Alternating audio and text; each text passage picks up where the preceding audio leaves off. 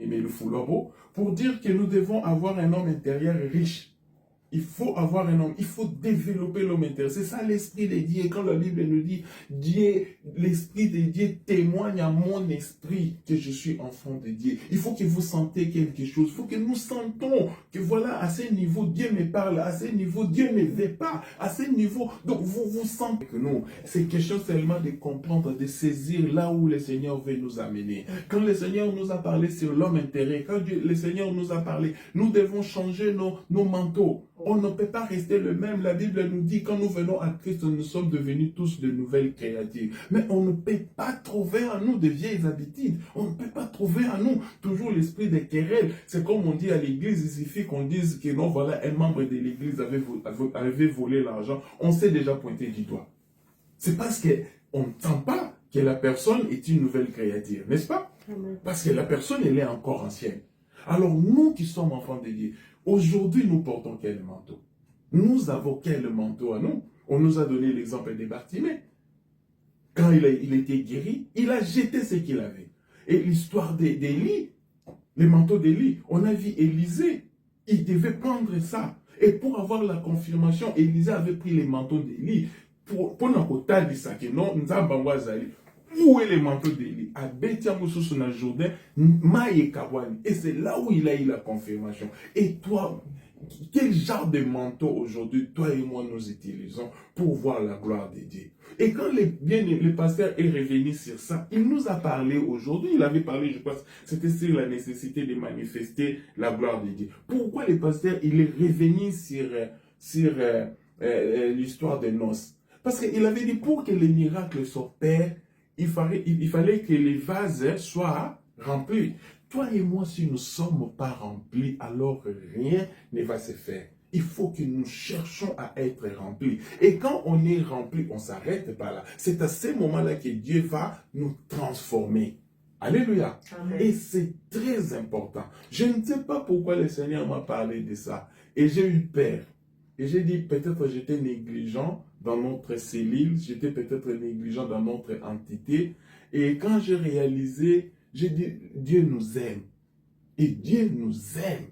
Si Dieu ne nous aimait pas, on ne devait pas bénéficier de ce genre d'enseignement. On pouvait être là, mais quand on nous parle sur l'homme intérieur, qui aujourd'hui, depuis que le bien-aimé est passé, il a même expérimenté cette exhortation ou cet enseignement. Est-ce qu'on s'est posé quelque part la question, mais je suis où? Mon homme intérieur, est-ce que c'est vraiment l'homme intérieur qu'il faut que j'ai? Est-ce que je suis vraiment conduit? Je suis en connexion avec Dieu? Est-ce que je sens vraiment les convictions de Dieu qui montent à moi?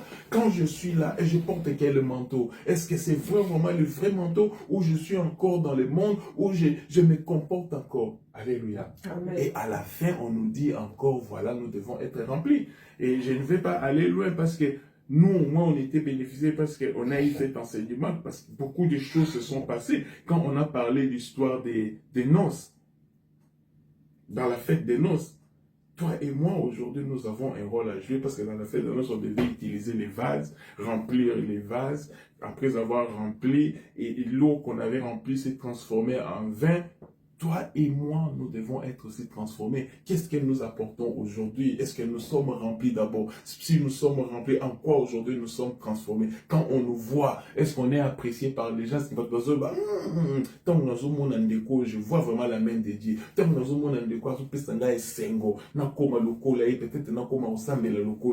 Quand je vois ce bien-aimé, bien qu'il est en difficulté, est-ce qu'on sent vraiment qu'il est un homme transformé? Toi et moi, nous devons aussi apprendre. Nous devons aussi apprendre ça. C'est la raison que le Seigneur nous a parlé. Il a dit chaque fois quand il y a un enseignement, une exhortation, nous devons avoir l'habitude aussi de prendre note. Nous devons avoir l'habitude de prendre note parce que ça va nous aider. Ça va nous aider dans beaucoup de choses. Et à partir de ça, le Seigneur m'a dit aujourd'hui, vous avez organisé la journée qu'on avait. Légèreté en nous, c'est parce qu'en nous, nous ne portons pas.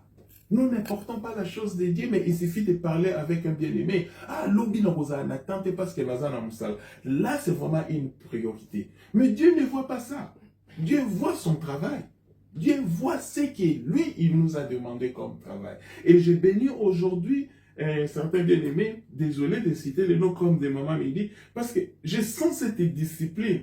Ou alors, beaucoup, ou alors, beaucoup salango, ou bien beaucoup salati. Et je vois ça avec Aristide. Ou beaucoup salango, ou bien beaucoup salango. On a besoin de ça. Si nous-mêmes nous sommes pas, nous n'avons pas des rigueurs les uns avec les autres, alors il y aura une sorte de laisser-aller parmi nous. Si on n'arrive pas à nous faire des remarques ou accepter des remarques, alors c'est que nous ne sommes pas encore transformés. C'est que l'homme intérieur pose problème. C'est qu'à nous, on a encore l'ancien manteau ou c'est que nous ne sommes pas remplis. Nous ne sommes pas remplis. Parce que si on n'est pas rempli, tu ne seras jamais transformé. Pour être transformé, il faut remplir les vases. Alléluia. Donc, nous avons un sérieux problème.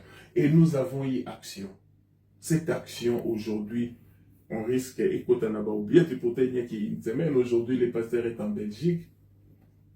Et nous, aujourd'hui, nous parlons, nous parlons plus de ça. C'est là où le Seigneur m'a conduit encore, maman me dit, je voulais que nous lisons Actes 10, 42. Ça, c'était juste une introduction, mais je voulais maintenant entrer dans l'importance de ce que le Seigneur m'a parlé sur les trois grands axes, sur l'homme intérieur, sur les manteaux. Est-ce que nous sommes vraiment remplis? Il faut que chacun de nous pose la question. Je suis où? Est-ce que je suis au niveau d'abord de l'homme intérieur? Mon homme intérieur, est-ce que l'esprit me parle? Est-ce que j'écoute la voix de Dieu? Est-ce que je suis sensible à ce que le Seigneur me montre? Est-ce que je suis sensible à ce que le Seigneur, quand il me parle?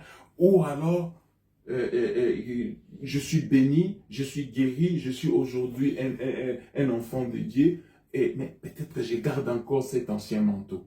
Alléluia. Maman me dit, tu peux lire Acte 10, 42. Je lis au nom de Jésus. Amen. Et Jésus nous a ordonné de prêcher au peuple et d'attester que c'est lui qui a été établi par Dieu, juge des vivants et des morts. Alléluia. Amen.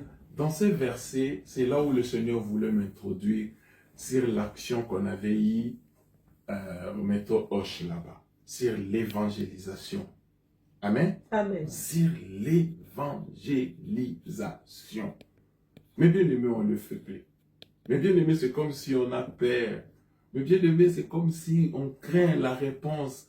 On ne sait pas la personne que je vais aborder. Mais bien aimé, quand on est parti évangéliser avec Maman Mehdi et le pasteur Pailon, j'observais Mehdi à distance. J'ai vu une maman ou une blanche là qui venait vers Mehdi. Et Maman Mehdi l'a abordée. Et j'ai vu comment cette femme a dédaigné Maman Mehdi. Elle est partie, c'est comme si elle ne voulait même pas. Et si tu n'es pas converti, tu risques de te décourager, tu risques même de te poser des questions. Mais Seigneur, nous sommes venus pour ta gloire. Pourquoi quelqu'un peut me manquer de respect comme ça? Même moi, là où j'étais, toutes les personnes que j'ai évangélisées, ils étaient tous musulmans. Alléluia. Amen. Ils étaient tous musulmans. Mais j'ai eu à partager avec eux. Mais le pasteur Bailon, qu'est-ce qu'il disait? L'essentiel, ce n'est pas de ramener le brebis le même jour. Alléluia. Amen. Ce n'était pas ça l'objectif.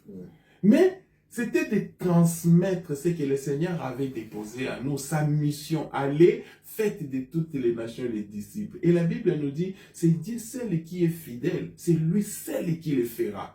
Toi, tu as fait ton travail, un point, un trait. Le reste, ce n'était plus notre affaire à nous. Ce qui va koya, gloire à Dieu. Ce qui peut koya, gloire à Dieu. Alléluia. Amen. Et Dieu seul, c'est le travail qu'il devait faire Katina Batouana. Je pense que vous avez remarqué dans la salle, il y avait un Sénégalais, un monsieur là. Je crois qu'il était aussi parmi Bateau qui n'a air moko ponctuel. Quand nous sommes entrés dans le métro 5, on a vu ce monsieur. Il avait trop de sacs tout autour de lui avec un guitare. Et pendant qu'il jouait, c'est le pasteur qui a dit, Roger, avant de descendre, on va dire à ce monsieur de descendre avec nous. On va lui remettre une invitation. Et nous, on était un peu derrière. Le monsieur était devant nous. Arrivé, je crois, une station pour descendre, nous avons abordé le monsieur. On a dit, on voulait te parler, est-ce que tu peux descendre? Il n'a même pas hésité. Le monsieur est descendu. On a commencé à partager avec lui. On lui a remis l'invitation. Et il est venu même à l'action. Je crois qu'on avait pris son numéro de téléphone. Le monsieur est venu vers les pasteurs. Il a partagé avec les pasteurs tout ce qu'il avait comme problème. Il paraît qu'il a le courant n'est pas cité avec sa femme. On lui a... Donc, il y a beaucoup de choses. Tout ça, pourquoi? C'est parce qu'on l'a abordé. Mais bien aimé, il y a beaucoup des âmes qui traînent, mais parce que nous n'avons plus la force d'évangéliser. Alléluia. Amen. Évangéliser, ce n'est pas seulement aller... Peut-être, c'est un point aussi, tu peux aller vers les hommes. Mais notre comportement aussi, notre façon de marcher, c'est aussi une évangélisation. C'est aussi une évangélisation. Des gens vont penser peut-être que non, peut-être tu as l'argent. Quand on te voit, ils vont t'appeler, ils vont te demander. Mais ce que tu as, on nous a appris ça, je ne vais pas revenir sur ça. Maman me dit, tu peux prendre quand même l'histoire de Pierre et Jean, non? Je crois que c'était dans Acte 3. Nous connaissons cette histoire. Pour voir ce genre d'évangélisation, quelqu'un qui est malade, il attend quelque chose, mais on lui donne quelque chose de plus grand par rapport à ce qu'il attendait, qu'il devait obtenir. Et toi et moi, nous disons jour et nuit, Christ a nous l'espérance de la gloire. Et nous faisons quoi de ça? Nous faisons quoi de la puissance de Christ? Nous faisons quoi de cette richesse? Nous faisons quoi de ces manteaux que nous avons? Nous faisons quoi parce que nous sommes remplis? Nous sommes ces vases aujourd'hui, nous sommes transformés aujourd'hui, chacun est conscient qu'il sert le Seigneur. Mais nous faisons quoi? Même dans nos milieux de travail, nous ne faisons rien. Même quand nous sommes avec les amis, on ne sent pas, nous, que nous sommes enfants de Dieu. Au contraire, nous aussi, nous subissons l'influence. Quand on est avec ces gens-là, mais ils ne sentent pas que nous communiquons quelque chose de puissant. Maman me dit, tu peux lire cette histoire. Ça m'intéresse beaucoup cette histoire. Acte 3, maman me dit. Je lis. Amen. Amen. Pierre et Jean montaient ensemble au temple à l'heure de la prière. C'était la 9e heure. Il y avait un homme boiteux de naissance qu'on portait et qu'on plaçait tous les jours à la porte du temple appelé la Belle, pour qu'il demandât l'aumône à ceux qui entraient dans le temple. Cet homme, voyant Pierre et Jean qui allaient y entrer, leur demanda l'aumône. Pierre, de même que Jean, fixa les yeux sur lui et dit, « Regarde-nous. » Et il les regardait attentivement, s'attendant à recevoir de quelqu'un. Maman me dit, arrête-toi là-bas, s'il vous plaît. Quand nous lisons ce verset, ça dit parce que ces deux bien-aimés, si ce jour-là, ils avaient dit, bon, on ne va pas aller prier, peut-être qu'ils n'allaient pas rencontrer ces messieurs-là. Alléluia. Amen. Donc, toi et moi, quand nous venons aujourd'hui dans une rencontre de prière, toi et moi, là où nous sommes, mais dans ces versets, quand nous voyons dans le 6e verset, alors Pierre lui dit, je n'ai ni argent ni or, mais ce que j'ai, je te les donne au nom de Jésus-Christ de Nazareth. Lève-toi et marche. Ces hommes n'ont pas hésité, ces hommes n'ont pas eu peur, mais ils ont dit vrai ce qu'ils avaient, ce que toi et moi nous avons aussi. Pourquoi toi et moi, nous n'arrivons pas à nous comporter comme ces bien-aimés? Peut-être nous avons peur, non? Peut-être nous craignons peut-être les représailles. Bon, ils vont me dire quelque chose, peut-être ça va me faire mal. Mais et pourtant, ce n'est pas ton problème. Mais toi, tout ce qu'on te demande, pose l'acte. Le reste, ce n'est pas toi. Et quand nous voyons dans cette histoire, regarde le comportement d'un enfant de Dieu. Aujourd'hui, nous disons être imitateurs de Christ. Mais si nous sommes vraiment imitateurs de Christ, alors faisons des choses que Christ aussi a faites, non? Mais pourquoi nous n'arrivons pas? C'est parce que nous sommes quelque part pas à la hauteur. Reconnaissons ça. Alléluia. Reconnaissons que nous ne sommes pas à la hauteur. Reconnaissons, ou alors nous avons toutes ces qualités qu'on a énumérées ici, depuis la Genèse, comme le bien-aimé Lufulobo, passant par le bien-aimé le serviteur Aristide, et pour terminer avec le pasteur Bailon. Si nous avons l'homme intérieur à nous qui est riche, si nous avons les manteaux, si nous sommes remplis, alors qu'est-ce qui nous bloque? Nous devons travailler. Mais bien aimé, travaillons. Et j'ai compris quand le pasteur Bailon, il est arrivé, il a dit, voilà, quand vous priez Roger, même quand le voisin, il n'est pas content, mais peut-être c'est Dieu, ou ou peut-être vous-même, vous ne voulez pas prendre conscience. Parce que si vous prenez conscience, Dieu, il a les moyens, il a tout. Mais quand on ne met pas Dieu à l'épreuve, quand on ne fait rien, mais vous voulez quoi? Les voisins vont toujours nous dire, hein? À moins que vous remettez à l'ensemble de mon colonne, c'est payé la kangabaron, parce qu'il est capable de le faire ça. Mais si Dieu permet que nous, ces gens-là soient sensibles à nous, peut-être Dieu veut que nous prenions conscience pour que nous sortions de cet endroit. Alors il faut que toi et moi nous prions, nous demandons à Dieu exactement. Seigneur, alors rends-nous sensibles parce que j'ai la capacité. L'homme intérieur à moi fonctionne. Parce que je suis rempli. Parce que oui, j'ai le manteau. J'ai déchiré Oyamabe. Na latine Oyasika. Mais on est là. C'est comme une vie mécanique, c'est comme une sorte d'automatisme là. On sait que bon, on va se voir le dimanche, on prie, bon, qu'est-ce qu'on va faire après? Mais il n'y a pas un projet, il n'y a pas quelque chose de solide où nous montrons à Dieu, où nous montrons, où nous allons vers le Seigneur, dit Seigneur, aide-nous, comment nous pouvons faire devant cette situation. Et on sent un abandon total. Alléluia. Amen. On sent vraiment un abandon. On sent vraiment un abandon. Et on risque de décourager même ceux qui ont la volonté. Parce qu'on peut venir avec une idée, carrément, ah non, ce n'est pas prêt. On va attendre. Non. Mais bien aimé, Dieu, il nous a appelés au travail. Ce n'est pas pour rien, on l'appelle notre sauveur et Seigneur. C'est-à-dire, nous ne devons pas considérer seulement Christ comme étant sauveur. Il nous a sauvés, toi et moi, oui, mais il est aussi notre Seigneur. Nous devons être aussi à son service. Et quand nous voyons Christ, c'est parce que nous disons, nous sommes les imitateurs de Christ. J'avais un exemple, nous connaissons, peut-être je ne donnerai pas, l'exemple de la femme samaritaine. Nous avons Christ, c'est lui, regardez sa façon, comment il a évangélisé cette dame, comment il a procédé. Comment il a procédé? Comment il a procédé? Mais toi et moi, nous faisons quoi?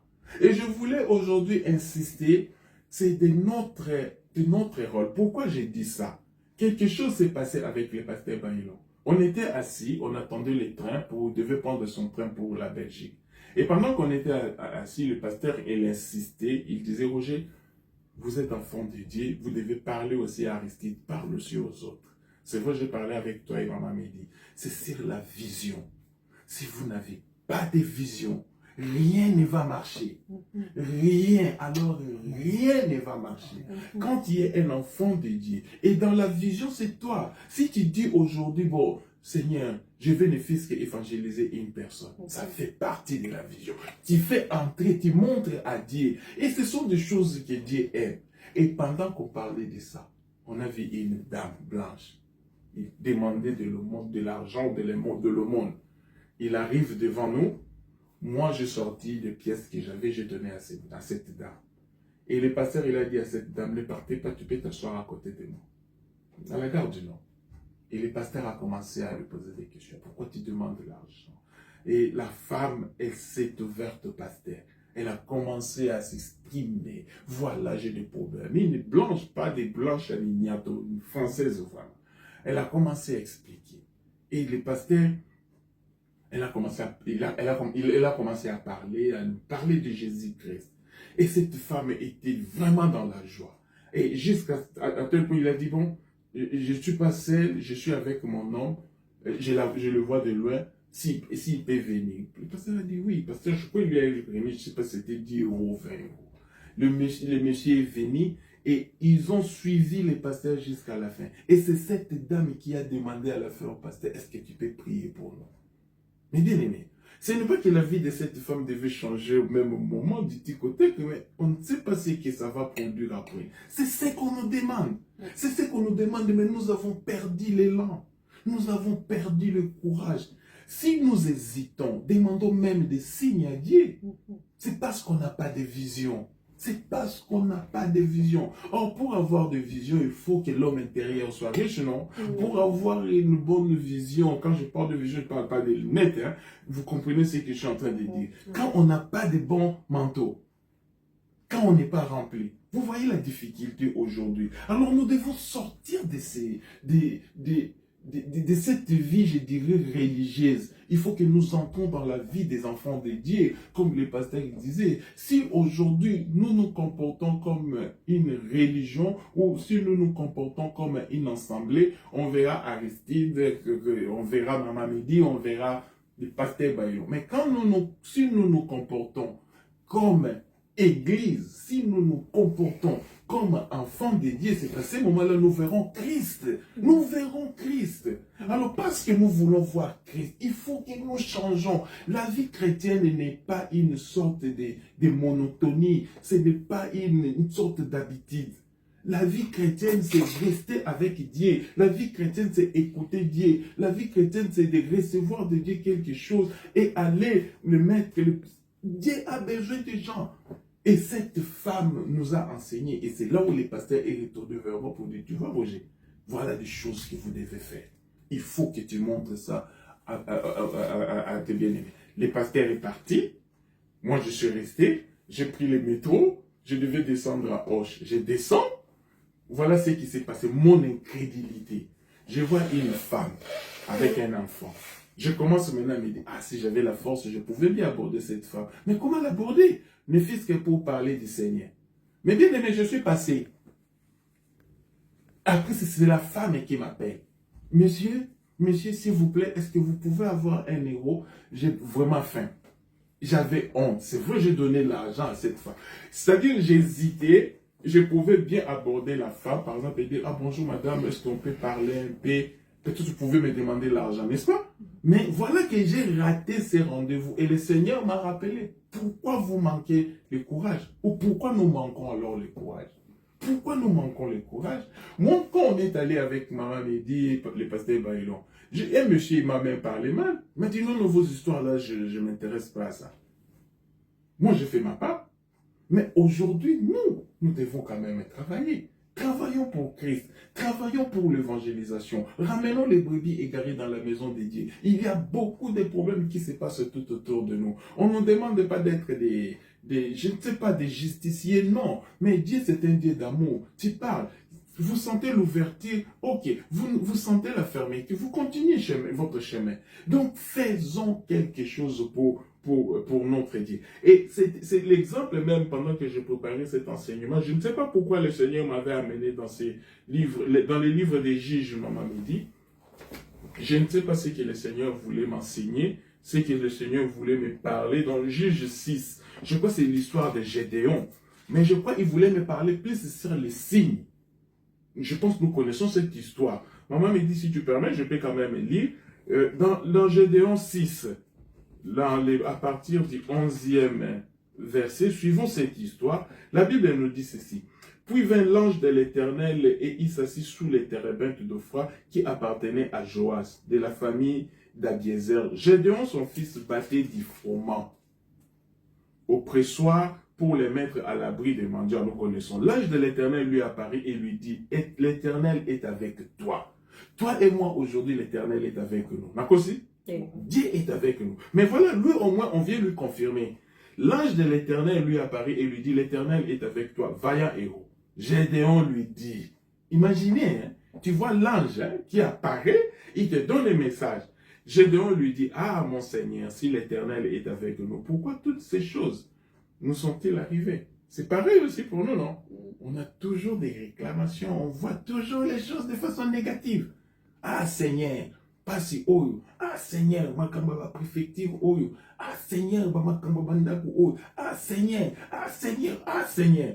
Mais quand je comprends maintenant pourquoi le Seigneur voulait que nous lisions ces versets. L'Éternel est avec nous. Pourquoi toutes ces choses nous sont-ils arrivées? Et où sont ces prodigues que nos pères nous rencontrent? Quand ils disent l'Éternel ne nous a-t-il pas fait monter hors d'Égypte? Maintenant, l'Éternel nous a abandonnés et nous livre entre les mains des Madians. L'Éternel se tourne vers lui et dit, va avec cette force. Toi et moi, nous avons la force que Dieu nous a donnée. Toi et moi, n'hésitons pas. Il ne faut pas être comme Gédéon au début. Parce que nous avons la foi. Nous croyons à la puissance de Dieu. Alléluia. Amen. Et si on continue l'histoire, l'Éternel se tourna vers lui et dit, va avec cette force que tu as et délivre Israël de la main des mendiants, n'est-ce pas moi qui t'envoie. Gédéon lui dit encore, ah mon Seigneur, avec quoi délivrerai-je Israël? Voici ma famille est la plus pauvre à Manassé et je suis le plus petit dans la maison de mon père. L'Éternel lui dit encore, vous voyez comment l'Éternel insiste?